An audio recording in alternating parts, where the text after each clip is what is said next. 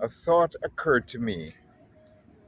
That is, instead of trying to climb Mount Everest to try to secure reparation from the British for that period of slavery that they presided over, we really should be seeking reparation from the local inheritors of the properties and the largesse from their forefathers who were slave owners.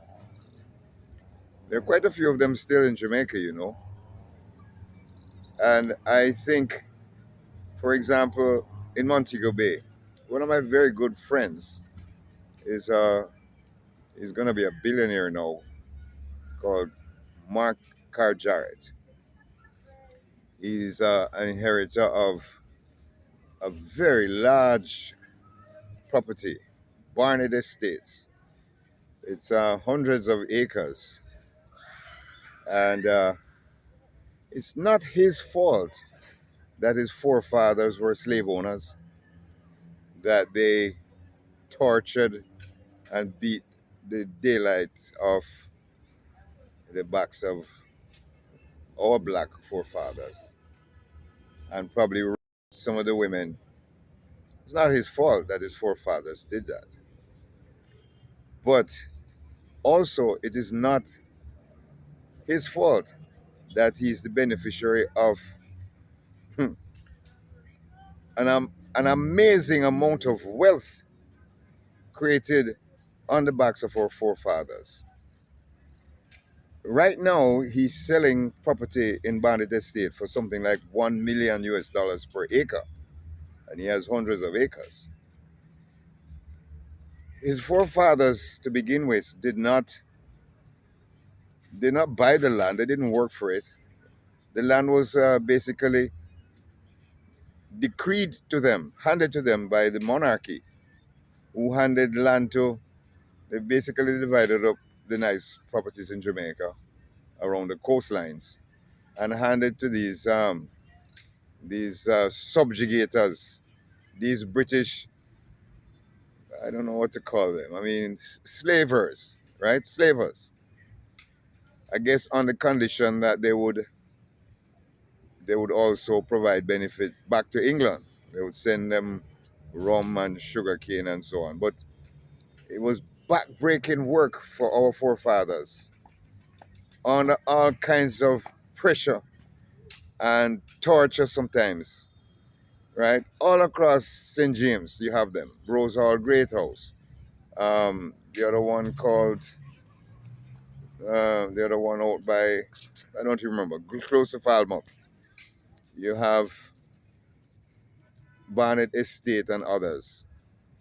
They were cruel establishments that enslaved thousands of people, depriving them of their freedom. And guess what? What is the most insulting part of this thing? When Jamaica was finally granted emancipation, the slave owners were given reparation.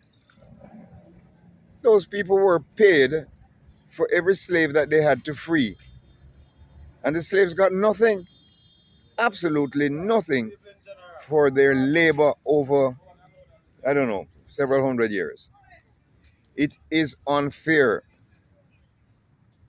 I'm not picking on white people. I'm not prejudiced at all. There's not a prejudicial bone in my body. What I'm prejudiced against is a system that is unfair, where one set of people, my God, own just about everything.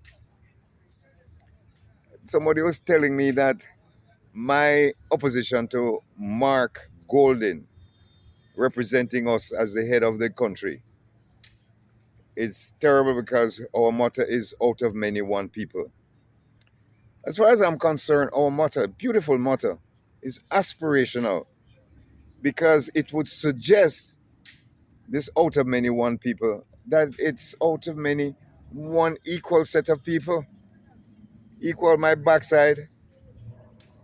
There's absolutely nothing equal about the Jamaican system. The motto in practice is more like, out of many, one set of people own most of the land. One set of people own most of the businesses. One set of people own most of the big hotels.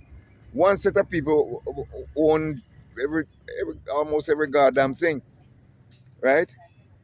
We're now, I don't know, 100 years or more past slavery. We're supposed to be free, but society isn't free, right? The relationships have barely changed since slavery. It's still the white folks at the top and near whites, Chinese, and Indians close behind. And then the black people, the nignogs, are at the bottom. Hasn't changed much. So this thing about out of many one people can only be used in I don't know. Some people try to use it as a tool to justify, not going against those people who are still the oppressors. You know, it's not out of many one set of equal people. One set of people are constantly lording it. I mean, Christopher Columbus came here in 1494, 1594, 1694, 17, 18, 1994. That's 500 years already, So we're into the 600 years of white domination, along with the Toponaris. It still is almost the same as when they first introduced slavery, right? It's unacceptable. For me, it's unacceptable. And I'm going to suggest in a different posting that we not only start talking about reparation to be paid by the descendants of the slavers, but I also have another proposal akin to what the Americans called affirmative action. Stay tuned.